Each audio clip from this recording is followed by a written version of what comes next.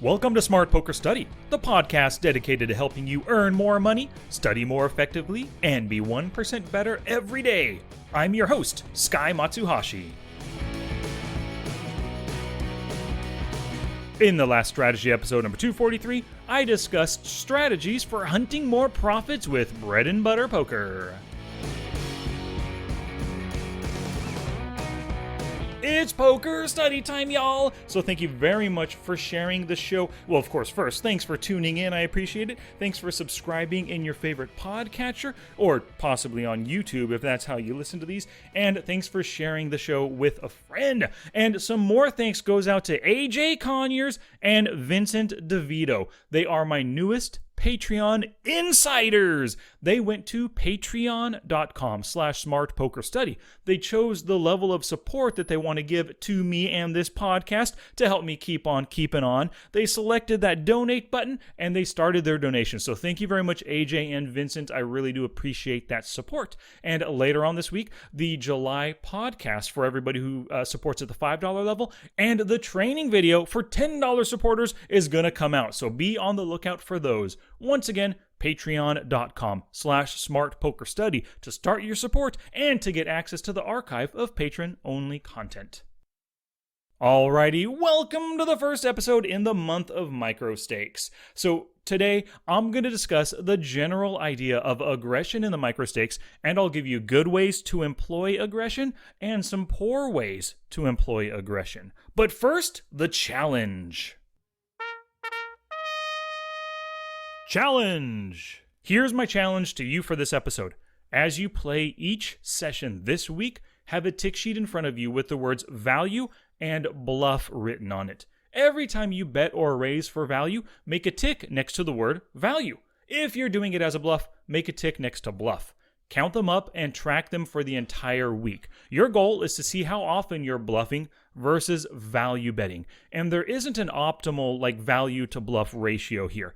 But tracking this will force you to consider why you're making every single bet and every raise pre and post flop. And this extra focus, it's going to lead to better aggressive decisions. Now it's your turn to take action and do something positive for your poker game. Oh, that's it now. Get out there and be somebody. Go write a book. Well, if you stop the podcast right now and just complete that challenge, you will have done your purposeful study and practice for the next 3 days, or maybe for the rest of the week. But for those who want to learn more about microstakes aggression, please stick around. And of course, visit the show notes page for everything I discussed today, along with screenshots and links at www.smartpokerstudy.com/pod245. And once you go there, you can see a plethora of ways that you can support the podcast while at the same time helping you improve your poker game. Okay, let's do this. Gambate! And now for our feature presentation. Aggression in poker means that you're making bets or raises. You are taking the lead or the initiative in the hand when you do that bet or raise, and you're telling your opponents, hey, I've got a good hand right here, so you better watch out. Now, the opposite of aggression is passivity. Passive plays are basically checking and calling. And when you play passively, that's like telling your opponents, I do not like my hand enough to actually put money in the pot unless you force me to in order to see the next street or in order to see showdown. Now, the real benefit of aggression is the fold equity that it gives you. Betting and raising allows you to win pots without the best hand at showdown. If you just play it passively and you make calls, well, you're relying on hitting your hand on the next street or having the best hand at showdown. But when you bet and they fold, it doesn't matter what hand you hold, right? It only matters that your opponent was not willing to put chips into the pot to look you up. Another great aspect of aggression is that it allows you to earn more value from your strongest hands. And here's just an obvious example. If you just call with the nut flush on the river, not that anyone would do that, but if you did, you are not earning as much money as if you would have made a raise instead. Many microstakes players, they don't use aggression until they've got a great hand. They only raise pre-flop with pocket queens or better, and ace-king, only 3-bet with those as well. Or post-flop, maybe they only bet with top pair, and they only raise with 2 pair or better. This is because they're probably like overly value oriented, and they think that microstakes players just can't fold their hands, so they don't want to bluff. They only value bet. Now, that might be true for some of your opponents, but every player is different. So the level of aggression that you employ it should be dependent upon the player that you're up against. On the flip side of this microstakes aggression coin, with so little real-world dollars at stake, some players overuse aggression. If you think about it, a full buy-in at 5NL, it's only $5. Sure, that is 100 big blinds, but in real-world money, that's like one venti Starbucks coffee, right? So some people just don't mind spewing chips when it's just a cup of coffee on the line. But, of course, you are a good poker player. Even though you're at the microstakes, you're still a good player, so you want to make the best use of your 100 big blinds at every table that you play. That means you can't just willy-nilly throw chips at pots, throwing, aggressively at pots, and expect to be a winning poker player. There must be a bit of caution shown with aggression because of the chips that you're putting at risk. And the more aggressive the bet, the more chips are at risk. And we can look at a simple progression of bets in a micro stakes game, right? Let's say you're playing 10 NL this time. The small blind is 5 cents, the big blind is 10 cents, right? So you have 10 cents on the line, 100 big blind stacks is a $10 stack. So a standard 2-bet open raise is often to 3 big blinds or 30 cents. Now a standard 3-bet over that 2-bet is 9 big blinds, or about 90 cents. This is almost 10% of your full starting stack. Now, if somebody comes over the top with a 4-bet, that's often to about 25 big blinds or so, or $2.50. Now, this is a quarter of your 100 big blind starting stack, and that's put in before a flop even hits the board. Now, beyond this, of course, those 5 bets are just shoves at this point over that 25 big blind 4-bet, so you're committing your full stack of $10 or 100 big blinds with a 5-bet at 10 NL. So as you can see, as the raises progress, bet sizing does as well, and exponentially so, until somebody says screw it and they just shove the rest of the chips in. If you open the pot and then fold, that's only 3 big blinds down the drain. If you 3-bet then fold, you're losing 9 big blinds. That's not optimal, but it's not so bad either. But a 4-bet then fold, it's pretty darn costly. And a 5-bet, oftentimes it just commits your entire stack, right?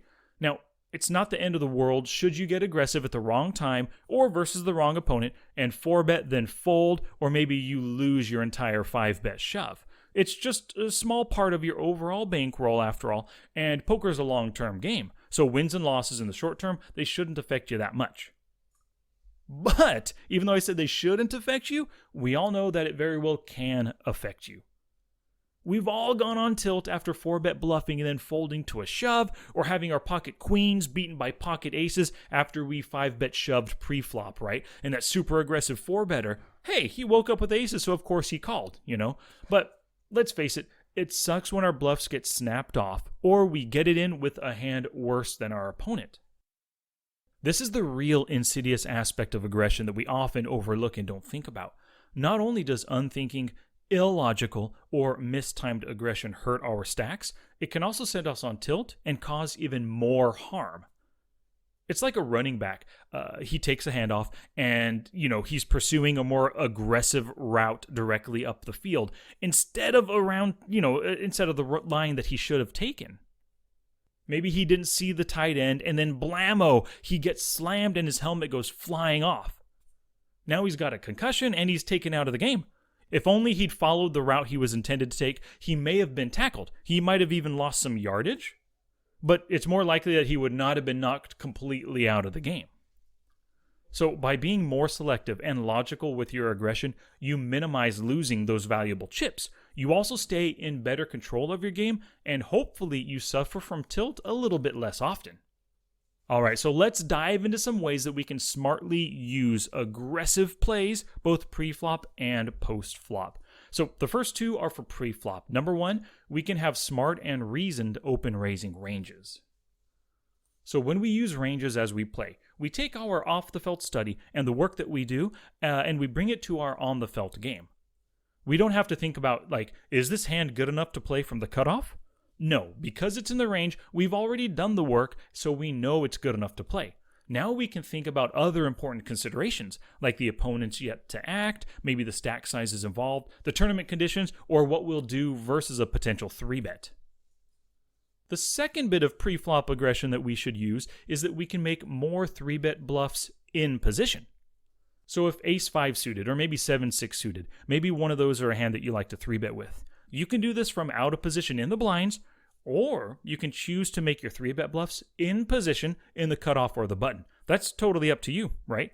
If you look at your opponent's 2-bet and then fold a 3-bet stat, it's probably higher when they are out of position versus that in-position player. And this is because many players instinctively hate playing out of position post-flop, and especially in those bigger 3-bet pots. It takes a super donk or a super fish to call regardless of position. So in general, 3-bet bluffs work very well when you're doing them from in position. And if you're called, you've got that post-flop position to help you find another way to take the pot down if you don't hit a value hand. Or, of course, because you're in position, it's easier to get value or even to pot control some of those showdown-worthy hands. All right, let's talk about 3 post-flop forms of aggression that you can employ. Number 1, we can make the most of our c-bet bluffs by doing them in position. So just like folding to 3-bets pre-flop, most players fold much more to c-bets when they are out of position. When you c-bet from out of position, you face many more raises and calls because players know that once you check the next street, they have an easy bluff opportunity. So if you c-bet less frequently from out of position, you're making poker a little bit easier on yourself. Save those out of position c-bets for value hands and your best draws like flush draws, nut open-ended straight draws, and combo draws. The second post-flop aggression we can do is that we can raise for value when we're well ahead of their range and they can call with worse.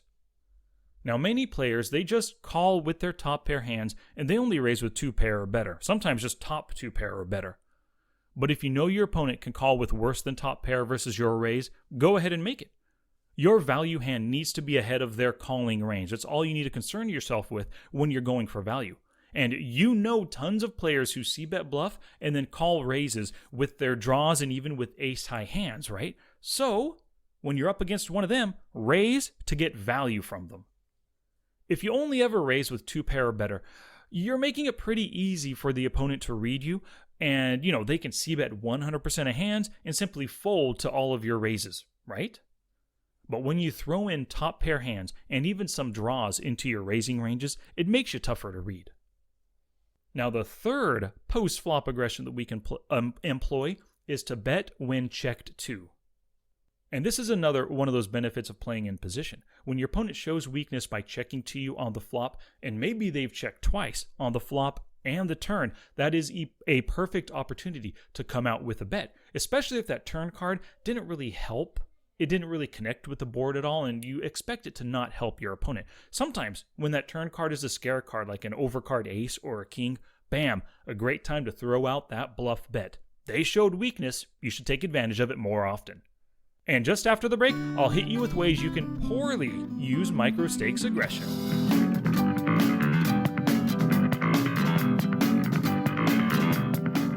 A few shout-outs today. Good fella purchased Poker Tracker 4 through my affiliate link. He simply went to smartpokerstudy.com/pokertracker4. By going there, it's automatically, it connects to my account, so it's like an affiliate link right there. And you can read up everything that Poker Tracker 4 has to offer, purchase the version of it that you want, and in doing so, doesn't add any money to your to the fee or to the amount that you pay, but it does give a little kickback to me, so it helps support the show. So thank you very much, Goodfella, for that support. And of course, because Goodfella made that purchase, I sent them a copy of my Smart HUD for Poker Tracker 4. And Charles Bryant purchased that Smart HUD directly. He already had Poker Tracker 4. All he was missing was the best HUD in the business. So he went to smartpokerstudy.com/smarthud, found out everything that the Smart HUD has to offer him, and he made the purchase. Thank you very much, Charles. And one final set of shout-outs here for people who purchased for my summer 30% off webinar sale. Poker's Bread and Butter was purchased by Jerry. Expert Hand Reading, Robert, and Gaston Gomez got that one. Getting the most from Poker Tracker 4. I really like this webinar. That was bought by Chester McNaughton, Tommy, and Gaston Gomez again. Double purchase right there. Thanks, Gaston. Poker Mathematics was picked up by John Collins and Jerry. How to Study Poker webinar was picked up by Chris Kuriger, Jerry, who picked up 3 during this sale, and then Patrick Keveney as well bought that one. Thank you very much all for that summer sale support. I appreciate it. Alrighty, back to class, poker people.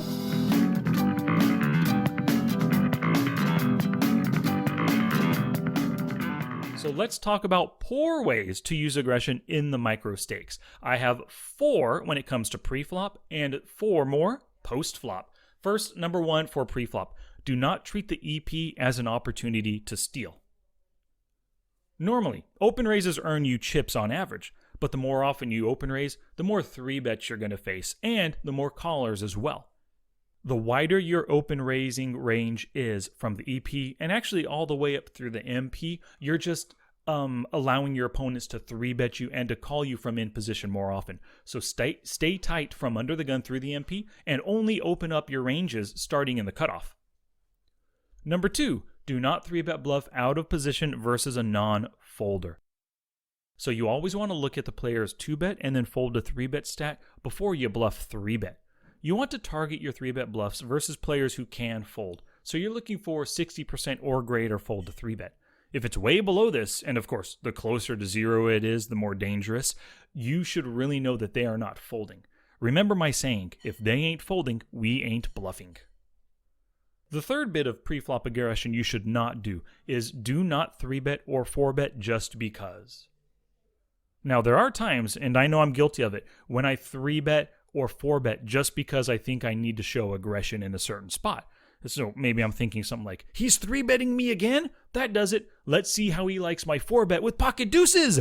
Well, that's not a good idea. You don't 4-bet just to 4-bet, right?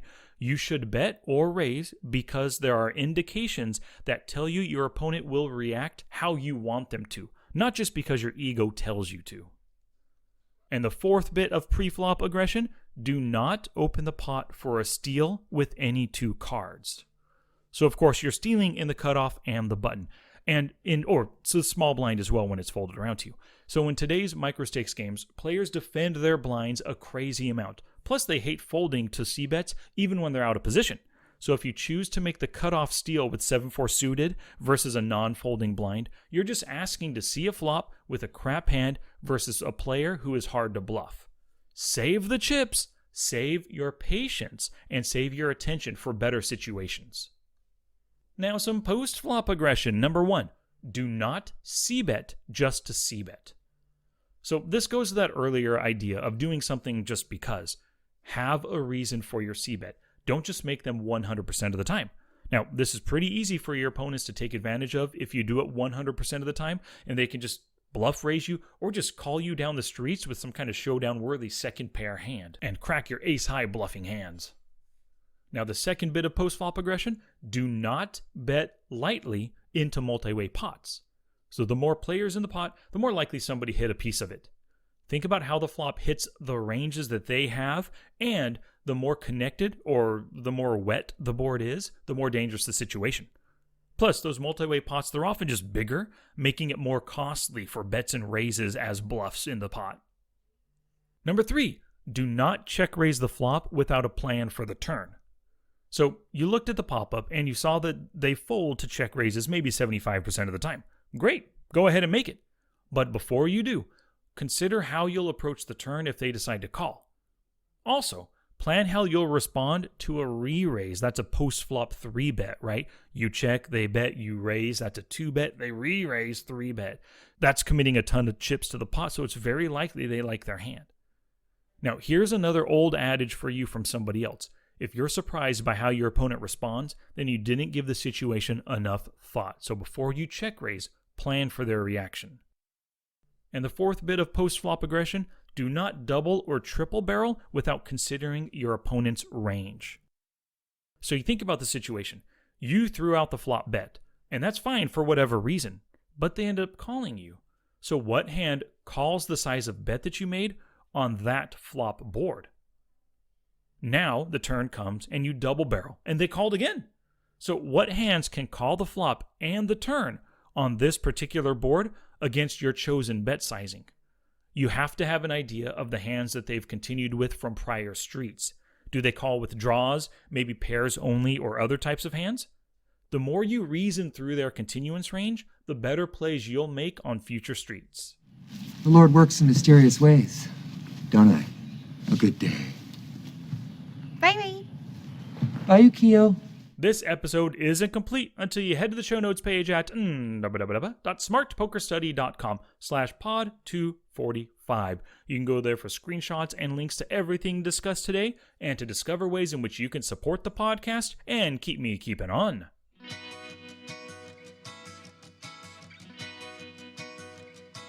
Thank you so much for listening today. If you enjoyed this episode, please tell a friend or leave a glowing 5-star review on your favorite podcatching app. The next episode is going to be my micro stakes Q&A episode. So I'm looking for those questions about the micro stakes. Just send me an email, sky@smartpokerstudy.com, with any micro stakes related question that you've got. Word of mouth is the best advertising, so thank you very much for sharing this show with other poker people. Your sharing and caring is what helps us grow. Until next time, study smart, play much, and make your next session the best one yet.